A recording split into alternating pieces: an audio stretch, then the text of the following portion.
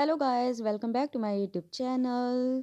सो guys, आज मैं कुछ फार्मेसी क्रीम की बात करूंगी बिकॉज हमारा स्किन केयर जो है वो बहुत ज़्यादा ख़राब हो जाता है जब भी हम बाहर जाते हैं, डे आउट में निकलते हैं। बिकॉज ऑफ डस्ट पॉल्यूशन हमारे स्किन केयर में काफ़ी प्रॉब्लम आ जाती है और हम अगर सन रेज़ में निकलते हैं तो सन रेज़ की वजह से हमारी स्किन काफ़ी डैमेज हो जाती है। सो मैं आज कुछ दो फार्मेसी क्रीम के बारे में बात करूँगी रिलेटेड टू। आप ये फार्मेसी क्रीम जो है Amazon and pharmacy and Flipkart तीनों जगह पे वहाँ से परचेज़ कर सकते हो। तो जो फर्स्ट है वो कोजी केयर है। ये ग्लोइंग बनाएगी स्किन को, सन स्किन प्रोटेक्शन भी देगी, रिमूव करेगी स्पॉट्स को और मॉइस्चराइज भी रखेगी स्किन को। स्पेशली कोजी केयर जो है वो स्किन ब्राइटनिंग के लिए यूज़ करी जाती है, बट इसके बहुत ज़्यादा और भी एडवांटेजेस हैं। आप इसे स्पॉट्स को रिडक्शन करने में भी यूज़ कर सकते हो एंड आप इसके लिए मेलाज़्मा और हाइपर पिगमेंटेशन में भी यूज़ कर सकते हो। कोजी केयर का जो यूज़ मैं आपको कहूँगी तो आप इसे नाइट में यूज़ करिएगा बिकॉज सन रेज़ की वजह से कोजी केयर के अंदर जो भी कोजिक एसिड है, ग्लूटाथियोन है, आर्बिटिन है, तो ये जो इतने हाई पिगमेंटेड वाले एसिड्स होते हैं को डैमेज भी कर सकते हैं। एंड कोई भी फार्मेसी क्रीम यूज़ करने से पहले आप एक पैच टेस्ट ज़रूर करिएगा और ये पैच टेस्ट आप अपनी नेक एरिया में भी कर सकते हैं, अपने लेग एरिया में भी कर सकते हैं। 24 आवर्स के बाद आपको लगता है कि कोई भी मुझे रिएक्शन एलर्जी नहीं हो रही है, देन आप इसके संग जा सकते हो। एंड कोई भी फार्मेसी क्रीम हो तो वो अपना रिजल्ट जो है वो लेट देती है, तो आपको ऑलमोस्ट 6 मंथ तक यूज़ करना होगा। 6 मंथ के बाद आप ब्रेक लीजिए, आप फिर उसके बाद यूज़ मत करिए बिकॉज इतने हाई पिगमेंटेड जो इसके अंदर डले हुए एसिड्स हैं, कोजिक एसिड एंड ये सब, तो ये हमारी स्किन को ज़्यादा ओवर यूज़ करने पर ना ये हमारी स्किन का कुछ और भी रिएक्शन दे सकते हैं। सो 6 मंथ तक करिए, उसके बाद मत करिएगा। एंड अगर मैं इसकी प्राइस की बात करूँ तो आपको 180 रुपये में आराम से नॉर्मल आपको फार्मेसी एंड अमेजोन इन सब पे मिल जाएगा, डिपेंड ऑन सेल आल्सो। तो आप आराम से जो है ये यूज़ कर सकते हो। सेकंड क्रीम की बात करूँ तो वो है एजिडर्म। 10% जो क्रीम है वो आपको लेनी है। इसके और भी अलग अलग वेरिएंट्स आते हैं, बट जिसमें 10% आपको इंक्लूड रहेगा वो वाली आपको लेनी है, क्योंकि इसमें 12 है, 20 है, 50 है। हमें इतना ज़्यादा ओवर एसिड अपने स्किन के लिए यूज़ नहीं करना होगा, तो इसलिए आपको एजिडर्म जो है वो 10% लेनी है। एंड सेम इसमें भी यही रहेगा कि आपको पैच टेस्ट करना होगा पहले, उसके बाद ही आप इसे यूज़ करिएगा।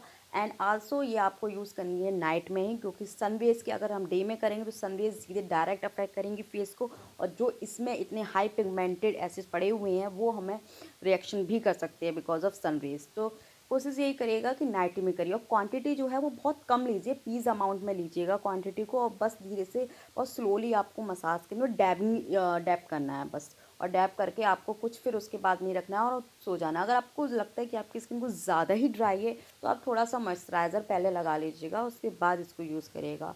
ऑलमोस्ट मुझे 1 मंथ हो गया है इसको यूज़ करते करते, तो मुझे तो इसके इफ़ेक्ट लगे हैं। ये स्किन ब्राइटनिंग में, स्पॉट्स में, फ्रेकल्स में, हाइपर पिगमेंटेशन पे, डार्क इवन स्किन टोन में, इन सब में यूज़ है। आपको अगर लगता है आपके mouth area side, nose area side, chin area side आपको डार्क लग रहा है, अपना फॉरहेड पे डार्क लग रहा है, तो जहाँ जहाँ आपको ये अफेक्टेड एरियाज़ लग रहे हैं आप वहाँ पे ही स्पेसिफिकली अप्लाई करिए। ज़रूरी नहीं कि आप पूरे फेस पे करिएगा, क्योंकि हमें सिर्फ उतना ही लेना है जहाँ पे हमारा अफेक्टेड एरिया है। तो बस वहाँ पे आप करिए और डेली आपको। और मुझे ये आपको मैं अपना बताती हूँ, तो मैं इसे अल्टरनेट डेज़ पे यूज़ करती हूँ, मैं इसे डेली नहीं करती क्योंकि इसमें बहुत हाई पिगमेंटेड ऐसे पड़े हुए हैं, तो ये डेली यूज़ करने के लिए आई थिंक मैं तो आपको प्रेफर नहीं करूँगी। आप अल्टरनेट पे करिए, और अगर अल्टरनेट पे भी यूज़ करना चाहते हो तो आप फॉक्सटेल की जो एक रेटिनॉल क्रीम है आप वो यूज़ करिएगा। Retinol cream and retinol serum, मैं सीरम यूज़ करती हूँ तो अल्टरनेट में करती हूँ। तो इससे ये है कि आपके ये कोई अफेक्ट भी नहीं करेगा और आपको ईजिली रिजल्ट मिलेगा। सो गाइज थोड़ा वेट करना पड़ेगा, पेशेंस रखनी पड़ेंगे। 6 मंथ उसके बाद तो ही रिजल्ट आता है, तो ये मत करिएगा कि आपको 1 मंथ में रिजल्ट मिल जाए, 2 मंथ में, तो ऐसा नहीं है। और बात करूँ मैं कंपैरिजन की कोजी केयर और आजीडम में कौन सा बेस्ट है, तो गाइज मैं तो आजीडम को बताऊंगी, क्योंकि कोजी केयर स्किन ब्राइटनिंग के लिए परफेक्ट है।